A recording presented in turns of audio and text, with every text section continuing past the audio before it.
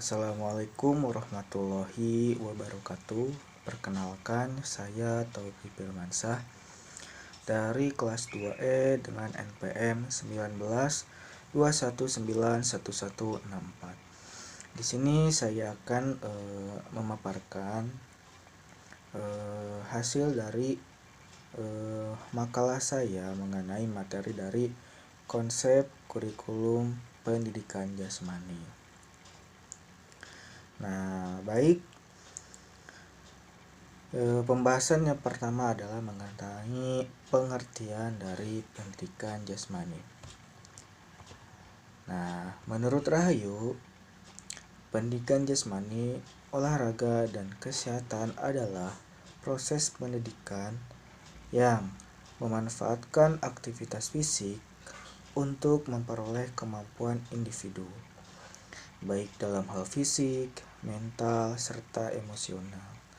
Nah, pengertian di sini tidak hanya menunjuk pada pengertian tradisional saja yang menganggap bahwasannya pendidikan jasmani, olahraga, dan kesehatan berasal dari aktivitas fisik. Tetapi kita juga harus mengerti bahwa pendidikan jasmani, olahraga, dan kesehatan ini sebagai suatu proses pembentukan kualitas pikiran dan juga tubuh. Nah, sedangkan menurut UNESCO yang tertera dalam International Church of Physical Education 1974 mengemukakan pendidikan jasmani adalah suatu proses pendidikan seseorang sebagai individu maupun sebagai anggota masyarakat yang dilakukan secara sadar dan sistematik melalui berbagai kegiatan jasmani. Nah, dalam rangka memperoleh peningkatan kemampuan dan keterampilan jasmani, pertumbuhan kecerdasan, dan juga pembentukan watak.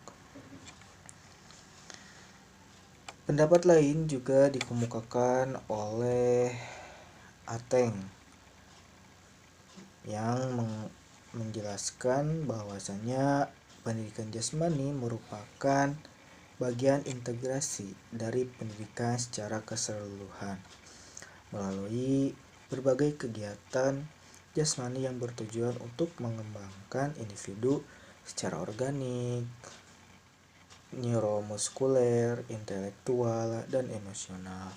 Nah, oleh karena itu, pendidikan jasmani, olahraga, dan kesehatan ini merupakan bagian dari pendidikan nasional yang harus melibatkan unsur-unsur penting berupa pikiran dan juga tubuh.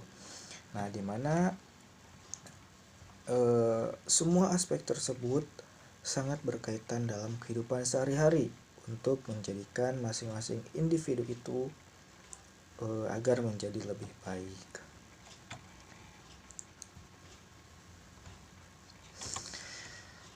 Pembahasan yang kedua adalah mengenai asumsi dasar program pendidikan jasmani. Nah, asumsi dasar program pendidikan jasmani merupakan pijakan yang kokoh yang dapat dipertanggungjawabkan dalam membuat dan menyelenggarakan program pendidikan jasmani. Menurut Adang Suherman, terdapat 3 asumsi dasar program pendidikan jasmani. Yaitu yang pertama adalah program pendidikan jasmani dan program olahraga mempunyai tujuan yang berbeda, di mana pembuatan program olahraga terutama ditunjuk untuk mereka yang betul-betul mempunyai keinginan atau tertarik untuk mengkhususkan diri pada salah satu atau beberapa cabang olahraga dan berkeinginan untuk memperbaiki kemampuannya agar dapat berkompetensi dengan orang lain yang mempunyai keinginan dan minat yang sama pula. Sebaliknya, pembuatan program pendidikan jasmani ditunjukkan untuk setiap anak didik dari mulai anak-anak yang berbakat sampai anak yang sangat kurang keterampilannya. dari anak yang tertarik dan tidak tertarik sama sekali. Yang kedua adalah anak-anak bukanlah miniatur orang dewasa. Nah, kemampuan, kebutuhan, perhatian, dan minat anak-anak berbeda dari kemampuannya, kebutuhannya, dan perhatian orang tua. Oleh karena itu, sudah barang tentu kurang cocok apabila pembelajaran dikonotasikan seperti menuangkan air dari gelas yang satu ke gelas yang lainnya. Atau para guru cukup dengan memberikan program aktivitas jasmani atau olahraga untuk orang dewasa kepada anak-anak. Demikian juga pengalaman latihan yang diperoleh guru selama kuliah belum tentu cocok diberikan kepada anak didiknya. Nah, anak-anak membutuhkan program yang secara khusus dibuat sesuai dengan minat, kemampuan, dan tentunya kebutuhannya. 3. Anak-anak yang kita ajar sekarang tidak akan menjadi dewasa pada kehidupan sekarang. Nah, kita sebagai pendidik mempunyai tantangan yang cukup besar dalam mempersiapkan anak didik di masa yang akan datang, yang belum bisa didefinisikan dan dimengerti secara jelas.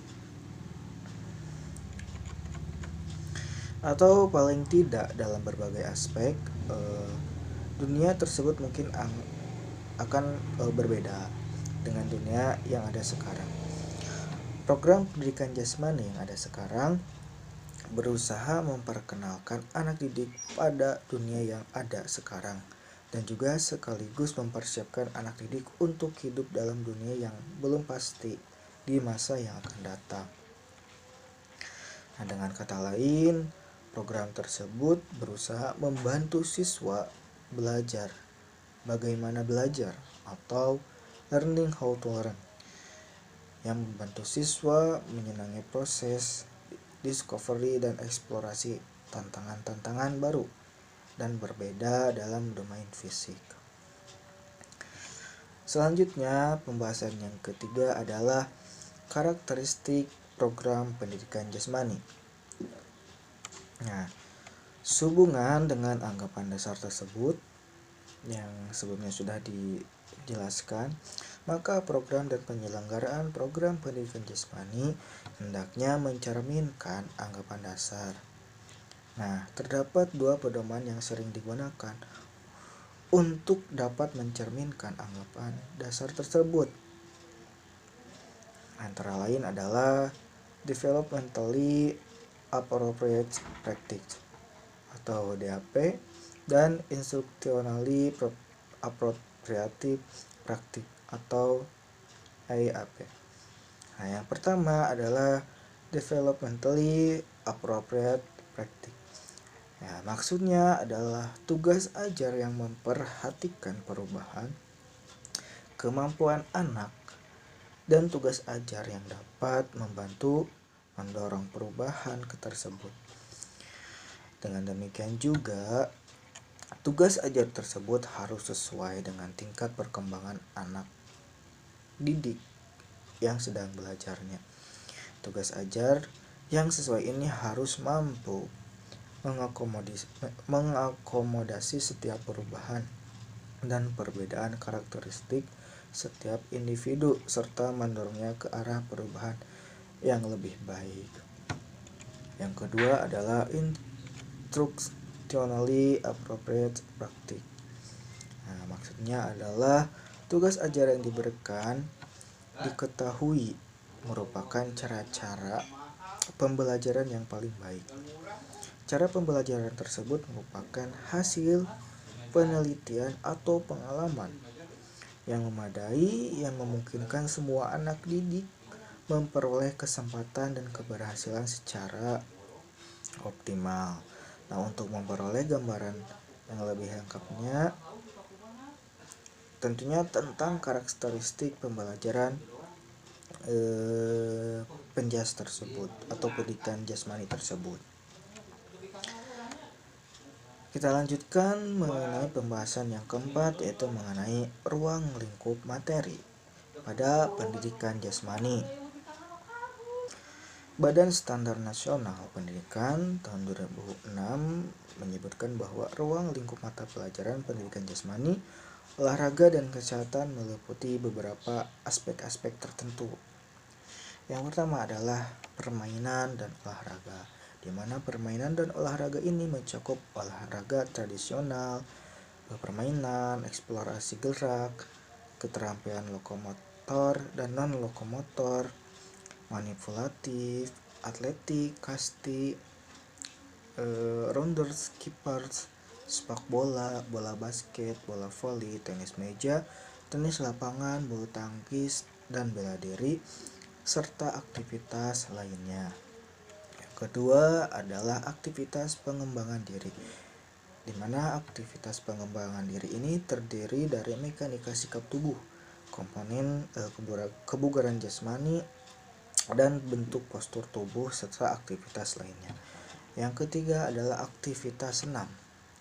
Nah, di mana terdiri dari ketangkasan sederhana, ketangkasan tanpa alat, ketangkasan dengan alat, dan senam melantai serta aktivitas lainnya.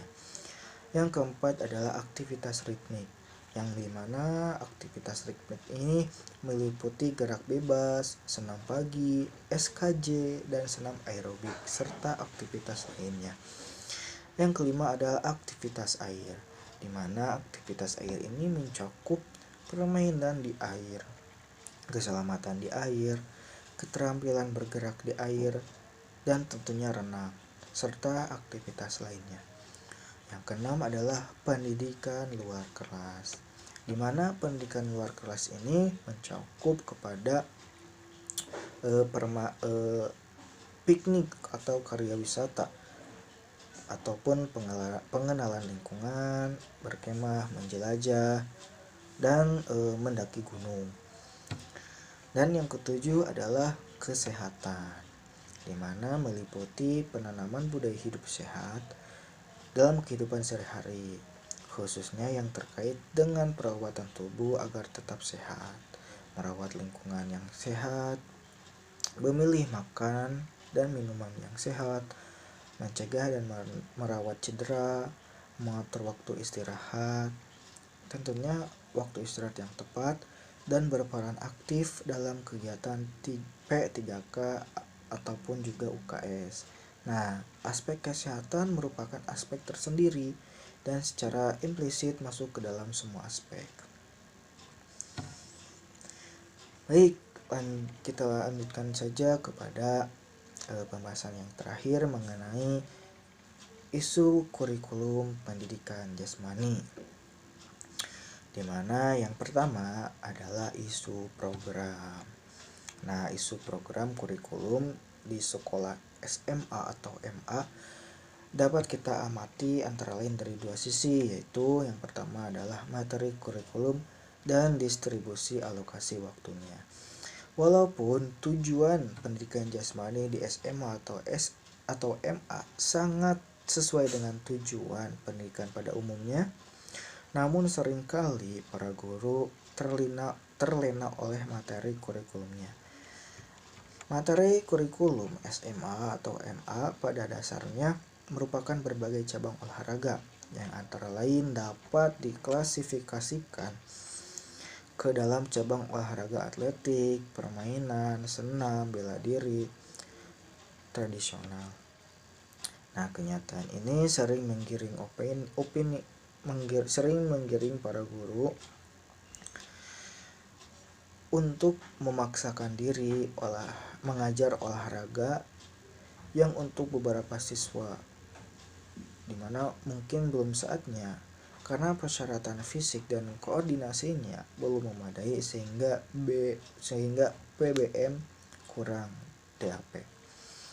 Kemudian berpegang teguh bahwa penguasaan keterampilan olahraga merupakan tujuan utama dari pendidikan jasmani di SMA atau MA.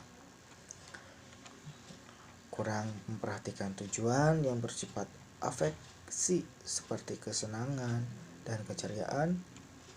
Kemudian kurang menyadari bahwa olahraga merupakan media untuk mencapai tujuan pendidikan pada umumnya, serta kurang memperhatikan aspek gerak dasar siswa yang bermanfaat bagi keterlibatannya dalam berbagai aspek aktivitas sehari-hari untuk mengisi luang waktu dan berpartisipasi dalam berbagai aktivitas fisik di sekolah maupun di masyarakat, dan pembentukan gaya hidup yang sehat. Yang kedua adalah isu proses pembelajaran. Nah, beberapa isu yang berhubungan dengan proses belajar mengajar dan perlu mendapatkan perhatian dari pelaksana di lapangan. Antara lain adalah yang pertama, pengembangan dan variasi aktivitas belajar yang diberikan cenderung miskin akan pengembangan tujuan secara holistik dan cenderung didasarkan terutama pada minat, perhatian, kesenangan, dan latar belakang gurunya. Dengan kata lain, aktivitas belajar cenderung kurang didasarkan pada karakteristik anak didiknya. Misal, terdiri dari sejumlah permainan olahraga untuk orang dewasa. Yang kedua adalah aktivitas pendidikan jasmani yang diperoleh siswa cenderung terbatas. Siswa berpartisipasi pada permainan dan aktivitas yang jumlahnya relatif terbatas. Demikian juga kesempatan dan waktu aktif belajar untuk mengembangkan konsep dasar dan keterampilan gerak pun terbatas. Nah, ketiga adalah siswa diharuskan berpartisipasi dalam berbagai aktivitas penjas. Namun, aktivitas tersebut kurang membantu siswa memahami dampaknya bagi peningkatan kebugaran jasmani dan gaya hidup sehatnya di masa yang akan datang. Yang keempat, peranan unik dari pendidikan jasmani yaitu belajar gerak dan belajar sambil bergerak. Nah, hal tersebut cenderung kurang dipahami oleh para pengajar dan kurang tercermin dalam pembelajaran. Yang kelima, siswa kurang mendapat kesempatan untuk mengintegrasikan aktivitas pendidikan jasmani dengan pengalaman-pengalaman pendidikan pada bidang lainnya. Kemudian guru kurang mengembangkan aspek afektif karena kurang melibatkan aktivitas yang dapat mengembangkan keterampilan sosial, kerjasama, dan kesenangan siswa terhadap pendidikan jasmani. Nah, yang ketujuh, guru cenderung masih kurang memperhatikan kesempatan pemberian bantuan kepada siswa agar mengerti emosi-emosi yang dirasakannya pada waktu melakukan aktivitas pendidikan jasmani. Kemudian siswa disuruh untuk melakukan aktivitas-aktivitas yang terlalu mudah atau terlalu sukar yang dapat menyebabkan mereka bosan, frustasi, atau melakukannya dengan salah. Yang kesembilan, jumlah siswa dalam pembelajaran penjas lebih dari jumlah siswa dalam kelas yang sebenarnya. Nah, misalnya seperti mengajar 4 kelas sekaligus. Yang ke-10, siswa disuruh mengikuti pelajaran lain karena alasan-alasan lain atau sebagai hukuman atas perbuatannya dalam pelajaran pendidikan jasmani. Dan yang terakhir adalah proporsi jumlah waktu aktif belajar sangat terbatas, sebab siswa harus menunggu giliran, memilih time, terbatasnya peralatan, atau karena permainan gugur yang pada umumnya siswa yang lambat yang gugur. Nah, selanjutnya mengenai isu yang ketiga adalah isu penilaian. Nah, evaluasi merupakan bagian yang tak terpisahkan atau integral dari suatu proses belajar mengajar. Evaluasi di sini berfungsi sebagai salah satu cara untuk memantau perkembangan belajar dan mengetahui seberapa jauh tujuan pengajaran dapat dicapai oleh siswa. Beberapa isu yang sering muncul dalam pelaksanaan evaluasi antara lain sebagai berikut. Yang pertama adalah pelaksanaan evaluasi atau penilaian ini belum begitu nampak terintegrasi dalam sebuah proses belajar mengajar. Pengecekan terhadap pemahaman siswa dan pemberian umpan balik yang memadai dalam rangka meningkatkan penguasaan materi oleh siswa sebagai salah satu bentuk evaluasi atau penilaian. Nah, nampaknya belum merupakan bagian yang menyatu dalam sebuah proses belajar mengajar. Guru merasa dikejar-kejar oleh bahan yang harus tuntas pada pertemuan itu, tanpa memerhatikan apakah siswa sudah saatnya menerima materi berikutnya atau belum. Nah, untuk itu seringkali guru memberikan evaluasi harian yang sifatnya formalitas saja, asal menyampaikan tanpa dijadikan umpan balik untuk perbaikan proses pembelajaran berikutnya. Yang kedua adalah materi evaluasi terkadang kurang relevan dengan materi yang diberikan pada proses belajar mengajar. Nah, kecenderungan untuk mengambil materi evaluasi atau penilaian dari bagian-bagian soal dari luar sekolah atau dari soal sebelumnya tanpa terlebih dahulu direvisi atau disesuaikan. Materi belajar yang sudah diberikan memang merupakan cara yang tepat. Namun apabila hal itu tidak dilakukan dengan teliti, bisa jadi akan melempahkan validitas dan reliabilitas soalnya. Nah, suatu soal yang valid pada kelompok siswa sekolah tertentu belum tentu valid untuk sekolah tempat kita mengajar. Tingkat keterampilan siswa, fokus pembelajaran, dan relevansi materi evaluasi seringkali merupakan aspek pokok validitas instrumen. Dan yang ketiga adalah situasi pelaksanaan evaluasi atau penilaian tersebut. Nah, dalam situasi ujian tes tulis di kelas, hasil tes mungkin hanya diketahui oleh yang dites dan gurunya saja. Sementara itu, dalam tes penampilan di lapangan, hasil tes diketahui oleh semua siswa atau semua orang. Semua orang atau semua siswa ini tahu siapa yang larinya paling lambat, siapa yang skor syutingnya misalkan paling rendah, dan sebagainya. Nah, keadaan ini sedapat mungkin dihindari oleh para guru penjas, sehingga dapat memelihara kondisi serta perasaan siswa agar tetap positif. Nah, alokasi waktu pelajaran penjas di sekolah amat terbatas untuk mengadakan pengetesan.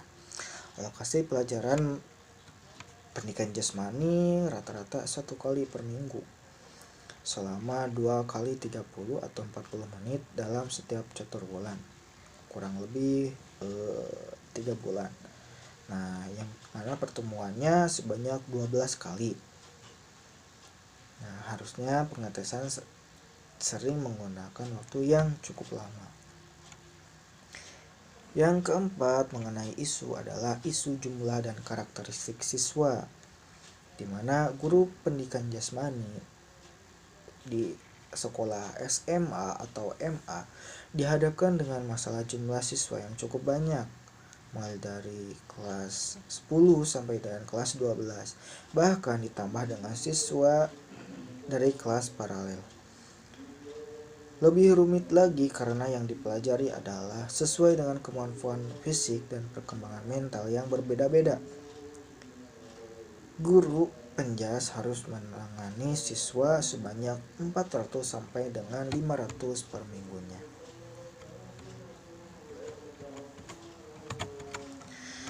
Yang kelima adalah isu sarana dan prasarana pembelajaran. Kurangnya sarana dan prasarana pembelajaran penjas merupakan salah satu isu yang cukup merata dan sangat terasa oleh para pelaksana penjas di lapangan. Pada umumnya, sekolah-sekolah di Indonesia pada setiap jenjang pendidikan selalu dihadapkan dengan permasalahan kekurangan sarana dan prasarana. Tidak sedikit sekolah di Indonesia ini, khususnya di daerah perkotaan juga, tidak memiliki tempat atau lahan untuk melakukan aktivitas jasmani, khususnya yang berkaitan dengan olahraga, misalnya lapangan. Nah, walaupun ada, jumlahnya tidak proporsional dengan jumlah siswa, seringkali ditambah dengan kualitasnya yang kurang memenuhi tuntutan pembelajaran.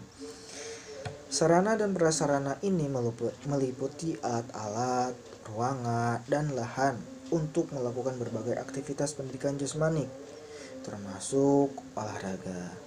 Idealnya, sarana dan prasarana ini harus lengkap, tidak hanya yang bersifat standar dengan kualitas yang standar pula, tetapi juga meliputi sarana dan prasarana yang sifatnya modifikasi dari berbagai ukuran dan berat ringannya.